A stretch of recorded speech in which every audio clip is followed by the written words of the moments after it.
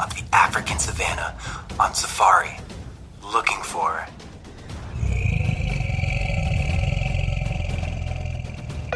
Mike, is that a lion stalking us? I think it's something much scarier. It's a search term report, and someone has keywords with 150% ACOS. Oh no, they never added any negative keywords. And it looks like all their bids are just $3. No bid optimization? We're in trouble. We need to do something about this giant ACOS, but I don't know if we can do it alone. Oh no, it's the ad badger. Should we run? No, the ad badger can save us. He'll rip that high ACOS to shreds with bid optimization and negative keywords.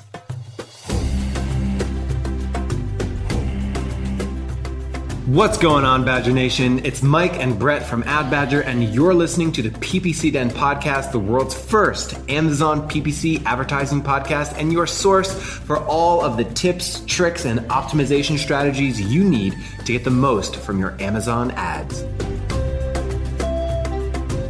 How's it going, everybody? Sunny again here in Austin, Texas. How you doing today, Mike? I am doing quite well. We have a brand new podcast set up, so I think the audio for this episode is going to be extra crisp. Yeah, and what we mean by that new setup, guys, is that we have like 1,000 pillows and blankets between us. It's pretty cool. Only the top premium podcasting equipment for everyone out there. Well, speaking of the podcast, we did get a really nice message in. You want to take that one away? That's right. Thanks so much to Patrick McKnight, who wrote in. He said, I think the podcast intro is hilarious because if you remember in the last episode, we actually were looking for some feedback at the sort of on our intro. And he said he thought the podcast intro was hilarious, never misses an episode. Thanks so much, Patrick. Yeah, absolutely, Patrick.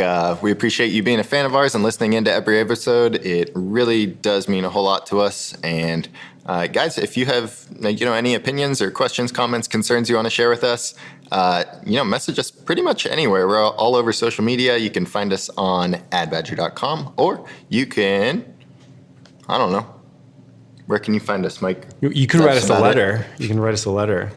I think our address is on our site. For sure. So part of our job is to deliver news about Amazon advertising on this show. So as new things are getting rolled out to Amazon, and they're rolling out pretty regularly at this point, our job is to sort of look at them, interpret them, use them, see if we can get value out of them, and then share those things. So a couple weeks ago, new to brand is a new metric that you can see inside both Seller Central as well as Amazon Advertising, previously known as AMS, Amazon Marketing Services. This new thing rolled out, and it's called New to Brand Metrics. And we're going to be digging in to what New to Brand Metrics means, where to find them, how to get value from them, what the numbers mean, and we're going to try to give you some good takeaways as well as our sort of own interpretation of what new to brand actually is.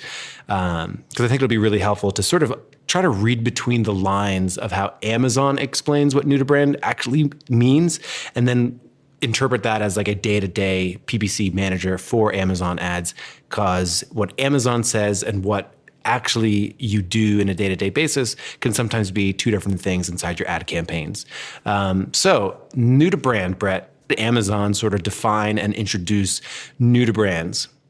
Well, they said they're introducing a new set of metrics called New to Brand, and that's basically to help advertisers, they say, identify strategies that can drive customer acquisition and efficient business growth on Amazon. Yeah, this is a very Amazon way to word something, just reading that. But basically what this is just a measurement of the percentage of your customers who are actually new to your brand, meaning they haven't purchased your product within the last 12 months. That's it. So it is exactly what it sounds like. New to brand, whether it be new to brand orders or new to brand revenue or sales, it means the same thing. It's sales that are coming from people that have not purchased from you in the last 12 months. Mm-hmm. And if you haven't seen this yet, this was just released back in late February, I believe. And you can actually find these on your Seller Central or your AMS dashboard right in the Campaign Manager. If you go over to columns, those are some new options that you can add in there. So check those out if you're interested or if you're following along with your laptop open. Right. The columns are also the metrics above the sort of the chart that you see, the chart of sort of revenue over time or ACOS over time. You can now select these new to brand metrics. And there's 4 of them. So there's 4 new to brand metrics. They are new to brand orders, which is just how many orders came through from people that have not purchased from you in the last 12 months. There's percent new to brand orders, which is basically how many of your total orders, percentage-wise, were new to brand orders. There's also new to brand sales, which is how much revenue was generated by people that have purchased, that had not purchased from you in the last 12 months. And then the percent new to brand sales, which is how much revenue came from new to brand customers versus total. So pretty straightforward. So far, nothing too crazy. Now, there's definitely some caveats here. The first huge caveat is new to brand is not available in every ad type. Now, is it, Brett? Nope. It looks like just right now it's display ads, video ads, and sponsored brand ads. So, we talked about our gripe about sponsored brand ads. We got new to brand metrics in there, but search term report, please. That's right. If you're listening out there, Amazon, we just need a search term report for sponsored brand ads. Maybe even change the campaign name. It'd be a good one for sponsored brand campaigns. Yeah, for sure. So these new to brand metrics are sort of limited in the ad types that they're being displayed for. Just what's your overall take? Just from the get go, Mike. What's your first impression of new to brand stuff? I think at best, they were trying to solve one problem, which is this is a pretty common thing that almost everyone on Amazon thinks about is, hey, how many customers am I acquiring? Meaning, how many people are buying from me that have never bought from me before? And in this case, we're limited to the past 12 months. So this is something that's on so many Amazon. How effective is our marketing? How many new people are we bringing into our total sort of network of buyers? This is sort of one way that they're trying to solve it at best. So that's the best case scenario. That's giving Amazon the benefit of the doubt. However, and we're going to sort of save some of our personal feedback on this as this episode progresses, and sort of just giving you the facts here. So that's the reason that I believe that Amazon rolled this out, giving them the benefit of the doubt, because later on I'm going to share my sort of real thoughts of why this metric exists. Yep. That sounds good for sure. And one thing to definitely be aware of is that this is a 12-month look back period, meaning the metrics that Amazon is displaying is taken from, basically data that goes back a whole year. But there is a caveat there. It started November 1st of 2018. So right now, you'll only be able to get the data back until November 1st. So anything before that, nothing appears for that. So just something to be aware of. Mm-hmm. So let's get into some ways to sort of see this number, new to brand orders, percent new to brand orders, new to brand revenue or sales, and then percent of revenue that's new to brand. So let's start talking about this. The first thing that you have on this list, Brett, is expansion/reach goals. Mm-hmm. Yeah. So I would say if you have a really high percentage of new to brand, then maybe that's a pretty good thing. You're reaching a lot of new customers, but on the other side of things, maybe that could be pointing to the fact that, maybe you have an audience off of Amazon that you're not fully taking advantage of, and kind of pushing them over to Amazon to kind of build up a recurring audience there. So maybe that's something to think about. But in general, I would say if you have a lot of new customers coming into your brand, that's a pretty healthy sign of growth. Right, exactly. Another cool way to sort of interpret this data is when you're looking at your campaigns inside sponsored brands. So what I mean is if you are Nike, you are targeting the keyword, then you can now click on that campaign and actually see how many new customers are coming over from making a search for a competitive brand. We actually talked about this last week in episode 22, the merits of bidding on your own brand and your competitor's brand. Now you actually have a nice metric to help interpret those results in a new way. So if I'm Nike and I'm bidding on Adidas and I have a new to brand percentage now I can sort of say like, hey, I was able to pick up customers from a competitor. That's really valuable. I might want to, increase my ACoS target here because, if I can pluck a customer away from Adidas, that's going to be, maybe it's worth 2 times just getting a normal sale for a normal brand ad of somebody searching Nike, the brand that I already am. So I think it's a pretty interesting way to help interpret competitor-based targeting campaigns. It's pretty cool. Yeah, and Mike, you're definitely more experienced on the Google and Facebook side of things, but it's a recurring theme that we've seen that Amazon is kind of modeling a lot of their advertising decisions after Google's platform and some of Facebook's stuff. So do you think that they're eventually going to incorporate some sort of LTV in the future, lifetime value for these customers? Because I think that would be really beneficial here. I think that would be huge. And I think it'd be so easy for Amazon too, right? Because everyone who buys anything on Amazon is logged in. So, on Google and, people don't have to log into a Google account to access and buy something from a Shopify site. People don't have to, the pixel is there and sort of Facebook's doing a better job at sort of carrying over the information of who's on Facebook. You click on the ad, now you're on the Shopify site and, that pixel is there. It's sort of, there's not, Google and Facebook often try to avoid personally identifiable information to deal with some privacy issues.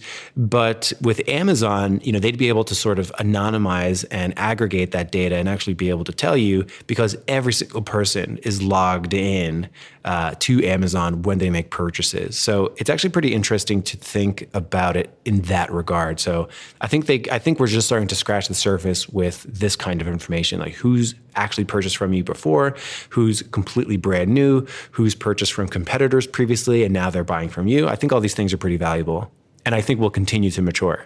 Yeah, things like retention rates would be amazing as well, just so you can kind of understand which of your customers you're able to keep on top of, all the new customers that you're bringing in. I think both of those data sets would be really, really cool. And another thing too, measuring customer loyalty. So let's say you have a sponsored brand campaign, you are bidding on your own branded keywords. Now you have a new to brand over there as well. And this is pretty neat too, because, like we talked about in episode 22, we were sort of trying to weigh the pros and cons of bidding on your own brand. And, I think a misconception that people have about bidding on your own brand is that you are paying for customers that have already purchased from you in the past. And I think now that we have a new to brand metric for your own branded campaigns, you'll be able to see, hey, I'm, Ad Badger, and actually people that actually search Ad Badger and end up converting, it's actually 70% completely have never purchased from me before. I think this is a new way to interpret branded campaigns. I think it'll add some value to these campaigns. I think it's pretty cool. All right, so now that you guys have a pretty good background as to what these new to brand metrics are all about, Mike and I now kind of want to jump into our own takes on this stuff. Yes, and hot takes you have come to expect and love on this podcast. Absolutely. So my first hot take, guys, is these metrics, I think for most companies, don't really mean much. We're kind of looking at, these new to brand metrics and we're just like, okay, there's not much actionable stuff you can actually do with this, unless maybe, it could be valuable if you're like a monthly recurring revenue type product or like a recurring product, things like filter cartridges or deodorant or something that you're going to order maybe every month, then maybe new to brand is definitely a metric that you should keep an eye on because that can point to bigger issues in your business. Outside of that, if you're just like a one-time purchase type product, I'm not sure you can do too much with this right now. Right. We've found when we were preparing for this episode, we were all sitting around talking, asking ourselves like, hey, what do you do differently if your new to brand is 80% for for a campaign versus 60%. There's not much actionable steps to take after this, which it's like a cool metric to look at, but we definitely just need more. And I'll get into that, like what I think like next steps should be if I were Amazon and I were building this, like what my wish list is and sort of what our wish list is, because I think we agree on that. But the first thing that I'll say, I think it's just a massive one, is that to me, and I mean everyone that advertises on Amazon, every Amazon marketer, maybe doing it as a service, who's working on different clients, one might be a KDP, one might be in AMS, another in Seller Central, and all these different things. You know how fragmented everything is. If you were to go back in time, maybe 2 years ago, there were so many people that were selling in Seller Central, FBA, but then they needed extra ad types. So like, I think at one point in time, like headline search ads were only available in AMS and not in Seller Central. So people were, in order to get access to these additional ad types, were then, putting one product on Vendor Central so they can run an additional ad type. And like today, vice versa, people are trying to get extra capabilities inside Seller Central that they don't have inside their Vendor Central account. So Amazon in general is very fragmented, and their PPC platform is also very fragmented. So the fact that they only have this new metric for sponsored brand ads, I think is a huge issue.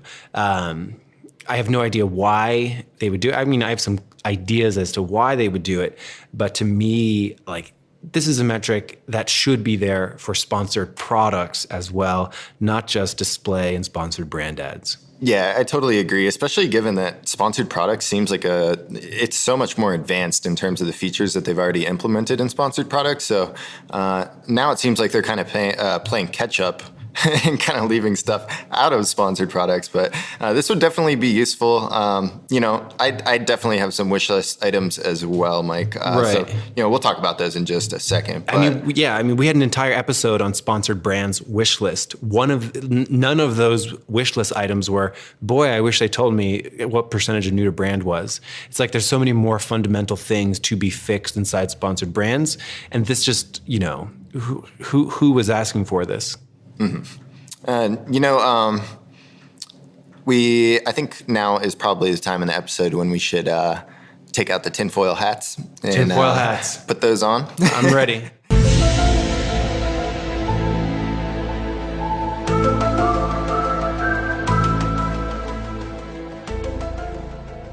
So, Mike, I know, you have this feeling deep down, this weird sort of feeling around these new to brand metrics. So what's going on there? Artie, are you ready for this conspiracy theory? A tinfoil hat is activated. That's right. So I think everybody kind of knows that Amazon would be happier if everyone woke up and said, you know what? I wouldn't care if my ACoS was 100%. I think they would sort of enjoy that. Like if everyone just sort of cranked up their bids, cranked up their targeting, doubled their budgets, did all these things, and pushed their ACoSs really high. Why? Amazon's advertising platform is one of their most profitable areas of revenue. So why wouldn't they want to do this? So if anyone's ever we hear this all the time where an Amazon rep is telling a customer, hey, your ACoS target is too low. You need to be more accepting of a higher ACoS. And then I feel like this metric was potentially created to help that argument of saying, hey, your ACoS target might be 20%, but it should really be 50% if you can acquire a completely brand new customer, which is true. Like most people would be willing to spend more money to acquire a customer who has never purchased from them before or in the last 12 months. We'd be more willing to pay for that customer than we would a completely cold customer. So I think this is a pretty, that's the tinfoil hat conspiracy, that this is sort of one metric to point to be able to say, well, hey, these people are completely new to your brand. Like you should be more comfortable with a higher ACoS, which is true. But at the same time, are they sort of stacking the deck to sort of help win that argument? And I have some ideas of how that sort of playing field could be leveled a little bit. Yeah, I know we had this sort of same sort of conversation around dynamic bidding when that was released, and we were talking about just data transparency in general. And I feel like we don't have enough transparency here to get a good idea of what Amazon's actually going for. So I do agree with you there. Some additional things that I would, really love to see in here to make this actually, more useful. Definitely, having it in sponsored products campaigns. Those are the most popular and the main campaigns people run. Definitely having some sort of lifetime value metric to see how much a customer is worth. And then maybe seeing brand retention. So, of your customers who have bought from your brand before, how many of those are you keeping whenever they go to purchase something maybe from the same type of category? That'd be amazing. That'd be really cool to see. That's really cool. And then I think the ultimate thing, not only to make this metric better, but also to make it actionable. The PPCer in me knows that, a metric is only as good as to what you can do with it.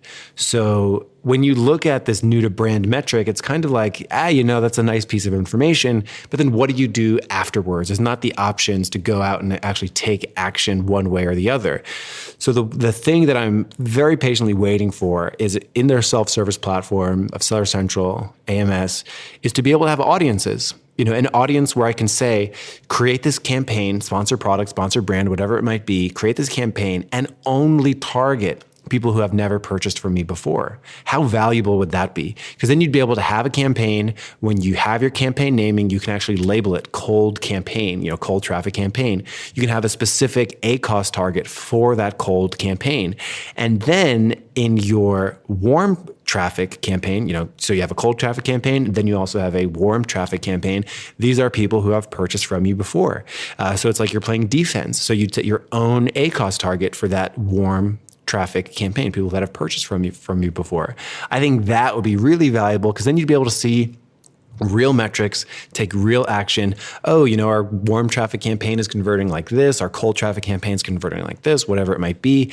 Then we can actually take some real steps towards improving this new to brand, repeat buyer type metric. I think that'd be super valuable for everyone to have and be able to sort of segment your traffic, new dimensions, audience-based campaigns. I think that is what I'm super duper waiting for inside Amazon advertising right now.